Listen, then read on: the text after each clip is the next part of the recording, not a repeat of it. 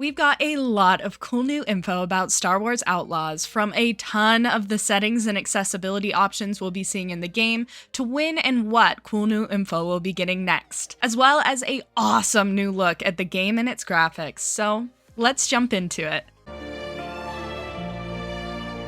On May 30th, Ubisoft shared a cool interview with some of the developers about the accessibility and general gameplay settings we'll be able to mess with in Star Wars Outlaws. There is a lot of stuff here, and included in this, there is also new insights into what some gameplay is going to feel like once we jump into the game. I am a big believer in the concept that gaming in Star Wars is truly for everyone, so it's exciting to see this sentiment echoed by those interviewed here. So let's hop into what was shared.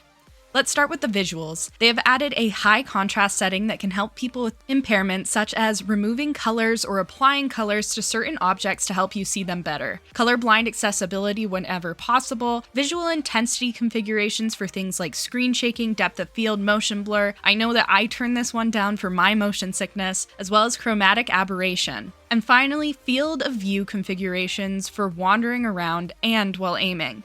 Next, we have audio options. They have no audio reliance, which turns audio cues into more visual to other cues. Subtitles for all dialogue and background chatter with speaker names and optional directional pointing arrows. Configurable dynamic range for what is the quietest to the loudest noises. Choice of audio channels, separate volume sliders for different aspects. A dynamic audio mix with strict rules to make sure not too many noises are all playing at once. Positional audio cues that will help show the direction of discoverable opportunities.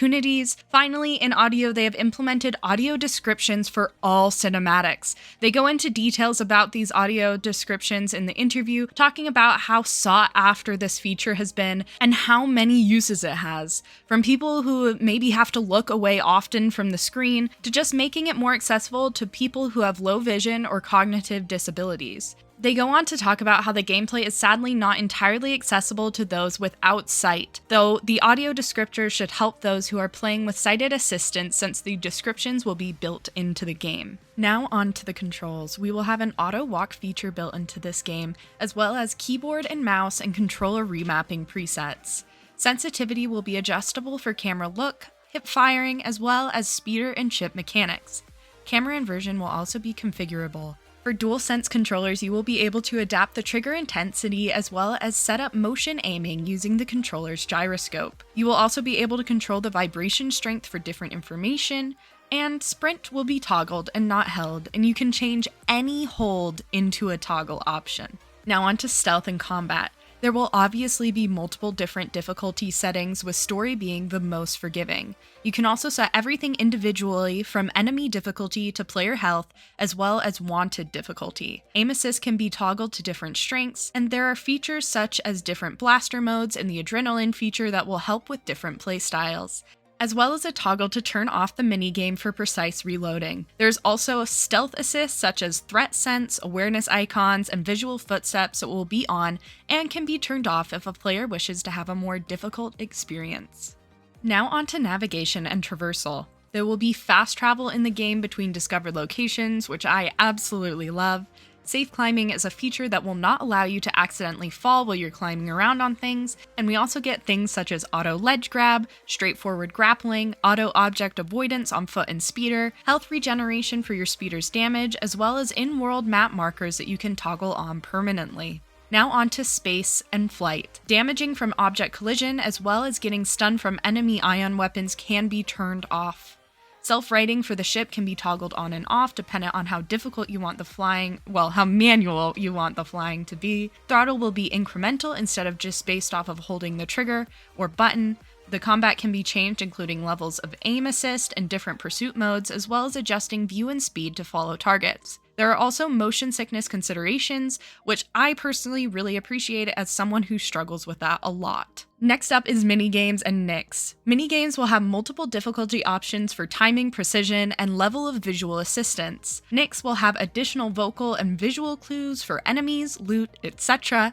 NICs' orders will also allow automated tasks such as pickpocketing, interacting, attacking, and picking things up. Finally, onto the menus in the HUD. There will be accessibility presets for finding and turning on the most common combinations of the accessibility settings I've listed. Menus in HUD can also have narration, from reading out the distance and the compass directions, the current objective, as well as configurable speed, voice, and volume. Colorblind presets are available. The fonts used are clear and easy to read, although there is an option to change this text size, as well as an option to change stylized text to be more basic font and easier to read. You can also set controls or tutorial reminders for the HUD, as well as configure the HUD and how often certain elements show up and how.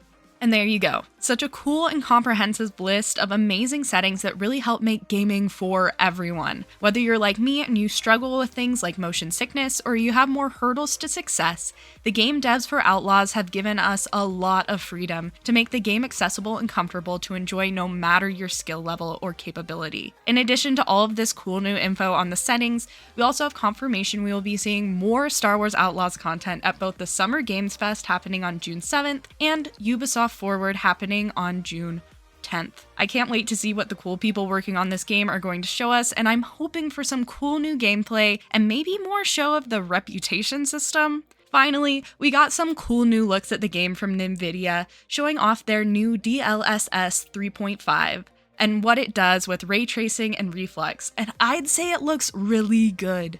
I'm really excited to potentially get more gameplay in the coming weeks so we can see how pretty the game is in action.